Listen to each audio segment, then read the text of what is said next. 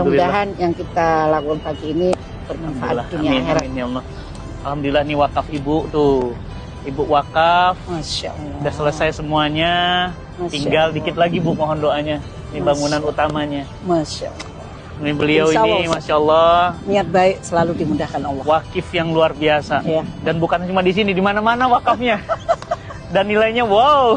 Masya Allah. Menyemangati mereka Ustaz. Kita mau ngeliat ke dalam Ayo, Bu. Masya Allah. Pertama kali ketemu ibu tuh kaget. Tampilannya biasa, ikut majelis taklim, Iya. duduk di bawah. Masya Allah. Lah kok tiba-tiba ngasihnya miliar gitu. Nggak percaya Bu. percaya ya Ustaz ya. Karena Masya gimana bisa? Karena kan orang tuh Nggak semua. kenal Nah, juga. Satu, kedua orang tuh semua ngeliat tampilan Bu. Di Masya. tanah 5.000 meter, Oke. diwakafkan oleh satu orang, nilainya 100 miliar. Dan alhamdulillah wakafnya beliau juga ada di sini, wakafnya antum teman-teman ada di sini. Ini santri putri, tempat bawah makan, atasnya kamar, ini ruang belajar atasnya. Alhamdulillah, dan selesai kurang dari 3 tahun. Masya Allah. Alhamdulillah. Itu salah satu bukti kebesaran Allah. Allahu Akbar. Bu Aisyah, Ya Ustaz. saya nggak akan pernah bisa lupa pertama kali ketemu ibu. Masya. Karena saya hadir waktu itu dalam tanda kutip manusiawi Bu, kecewa. Saya biasanya kalau hadir jamaah itu selalu banyak, bludak gitu. Tiba-tiba pas datang cuma 7 orang. Itulah manusia, saya manusia biasa.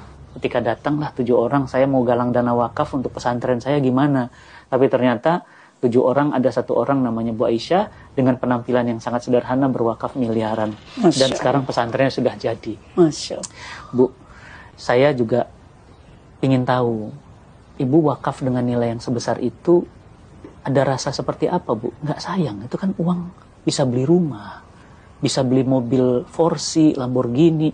Allah menitipkan harta kan bukan buat kita beli kapal pesiar, buat beli tas Hermes.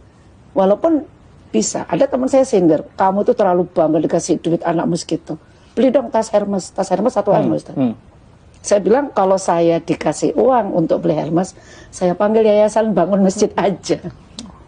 Saya tidak punya tas branded, saya tidak punya, sama sekali tidak.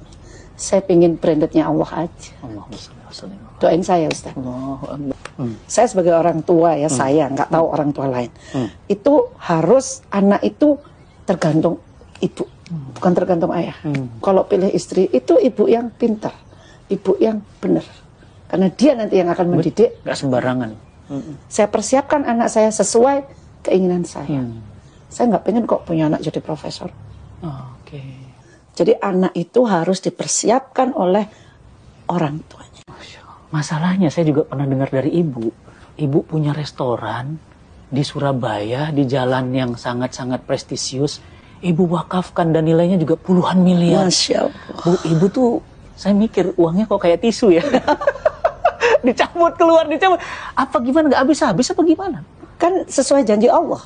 Allah. Berbagi 1 diganti 10. Ada yang lebih dalam lagi, Al-Baqarah diganti 1 700 kali Pak. 700 kali. Kenapa harus takut? Kenapa harus pelit di jalan Allah? Orang tua saya Ustaz, hotel itu mau dibeli Megawati dengan uang ya, dikasihin ke Nahdlatul Ulama. Allah. Itu contoh dari orang tua. Boleh kasih bocoran seperti apa orang tua dulu? Dia lihat guru ngaji, belum haji, dia haji. Kayak cerita Ustaz tadi. Setiap tahun ada aja. Tanah di mana-mana panggil, di sini kasih kan. Anaknya nggak ada yang kasih. Ibu saya kan punya hotel. Oh, saya Masya Allah punya hotel loh. Orang kan punya warung gitu ya. Dan hotelnya diwakafkan juga Ustaz. Allahu Akbar. Udah wakaf Bu? Sudah. Makanya saya bilang saya belum apa-apanya sama Ibu kandung? saya. Iya.